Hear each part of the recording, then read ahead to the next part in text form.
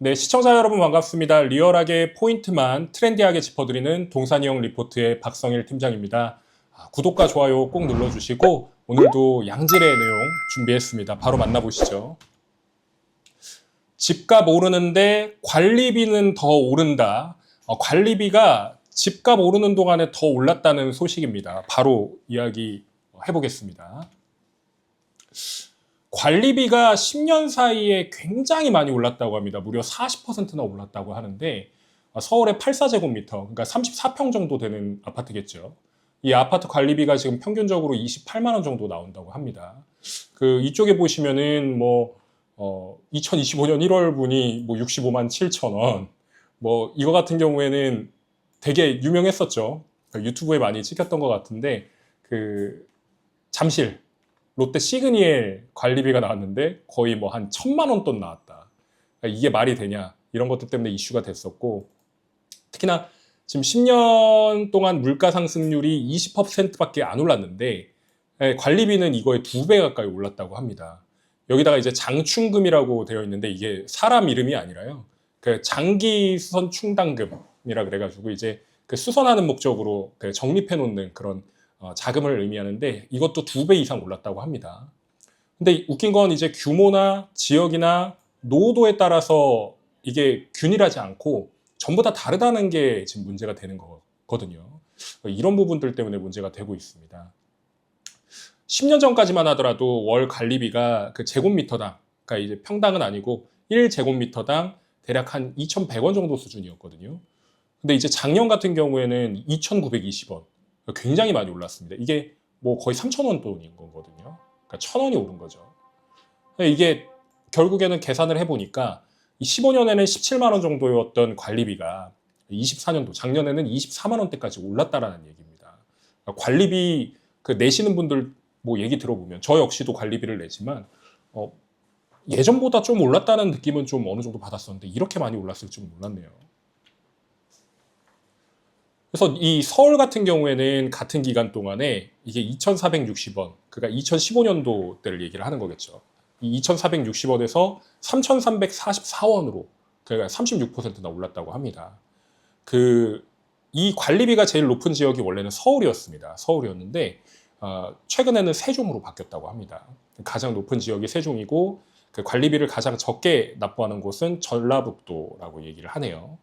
경기도 같은 경우에는 서울보다는 좀 낮은 수준이고 인천도 경기도보다는 좀 낮은 평균치의 수준이라고 합니다. 좀 더 세밀하게 살펴보자면 이거 제가 직접 데이터를 한번 확인을 하고 표로 만들어 봤습니다. 2015년도부터 20년도까지는 서울이 압도적으로 관리비 1등을 차지를 했었는데 이게 21년도부터 세종에게 뺏겼습니다. 그래서 올해 같은 경우에도 세종시가 단연 1등인 상황이고요. 유독 여기서 갑자기 이제 보여진 건데 경기도 같은 경우에도 지금 서울보다 더 높습니다. 서울보다 지금 높았다고 한 게 작년부터 지금 높았네요. 이런 상황을 봤을 때 관리비가 계속 인상되는 것이 남일이 아니다. 이런 걸 볼 수 있겠습니다. 특히나 가장 크게 체감이 되는 게 난방비라고 합니다. 난방비, 보일러 떼시면요. 그러니까 이 연료금이 지난해 7월에 거의 10% 가까이 인상이 되면서 이게 101원에서 112원까지 올랐다고 합니다. 그래서 겨울에 좀 난방 여유롭게 떼셨던 분들 같은 경우에는 관리비가 거의 60에서 70만 원대까지도 나왔다고 이야기를 하시네요. 아까 말씀드렸던 것처럼 장충금, 사람 이름 같죠. 이 장기수선 충당금 같은 경우에도 2배 가까이 뛰었습니다. 옆에서 보시면 이제 도색을 한다거나 아니면 엘리베이터, 이게 노화되면은 이제 바꿔야 되거든요. 이런 것들 쓸 때 이 장기수선 충당금도 같이 사용을 하게 되는데 이것도 마찬가지로 15년도에는 제곱미터당 131원이었는데 지금 2024년 기준으로는 281원까지 올랐다는 겁니다. 서울 같은 경우에는 2배 가까이, 그러니까 2배 이상이네요. 2배 이상 오른 걸 보실 수가 있겠습니다. 이 장기수선 충당금이라고 하는 결국엔 그런 거거든요. 아래에 나와 있는 공용시설, 그러니까 개인적인 시설은 아니고 공용 공간의 수리라든지 아니면 도색이라든지 이런 것들을 사용할 때 쓰는 금액이라고 보시면 되고 원래는 아파트 소유주로부터 매월 징수하는 거, 관리비에 포함이 되어 있는데 이거를 보통 그 실입주 하시는 세입자, 그러니까 예를 들어서 세를 냈다 그러면 세입자분들이 내시죠. 이걸 먼저 내시고 나중에 보통 다시 나가실 때 그렇게 환급을 받는 그런 거라고 보시면 되겠습니다. 그리고 이 장기수선 충당금이 올해죠. 25년부터는 그 제곱미터당 300원대. 그러니까 평당으로 치면은 거의 1,000원대가 되는 겁니다. 장기수선 충당금이요. 이게 지금 84 타입 기준, 34평 기준으로 월 25,200원인데 이걸 연으로 환산하면 거의 30만 원 돈에 달하는 액수라고 보는 겁니다.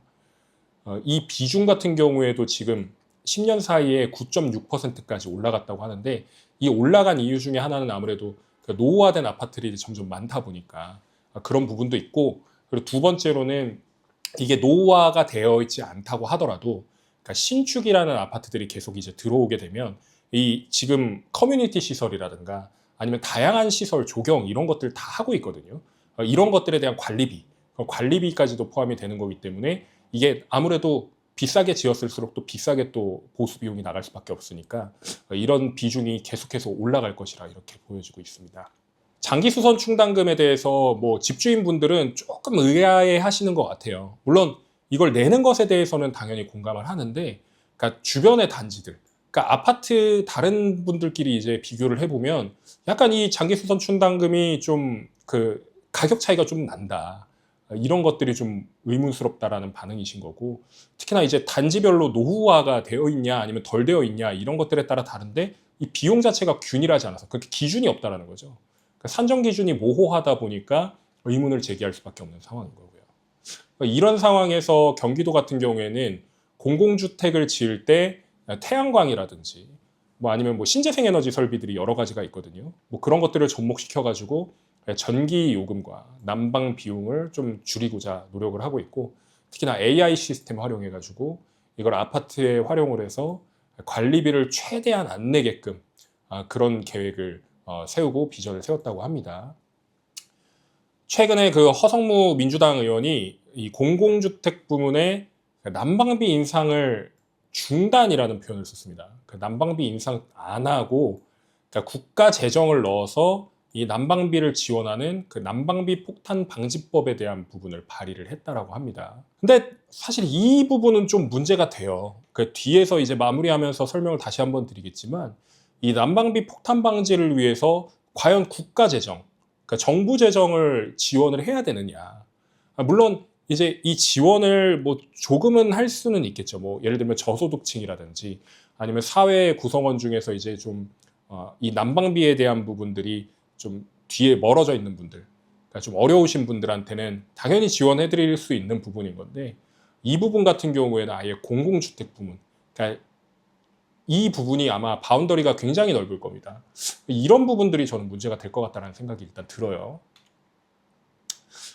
결론입니다. 아파트 관리비가 지금 너무 비싸다. 이거 관리비 좀 내려야 된다라는 입장이 있으신 거고, 반대로 물가도 오르고 인건비 오르고 아파트 집값도 다 오르는데 관리비만 그냥 고정적일 수 없다라고 생각하시는 분들이 있는 것 같아요.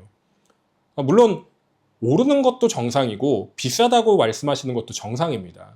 근데 이제 비정상에 대한 부분을 이야기를 해야 되겠죠. 왜 관리비가 올랐는지, 그리고 이렇게 관리비가 오르는 이유는 무엇인지 이런 것들을 잘 따져보고 고민을 해봐야 되는데, 이런 고민 같은 경우에 지금 안 한 상태에서 그냥 비싸다 싸다를 논할 부분은 아니라는 게 제 개인적인 견해인 것 같습니다.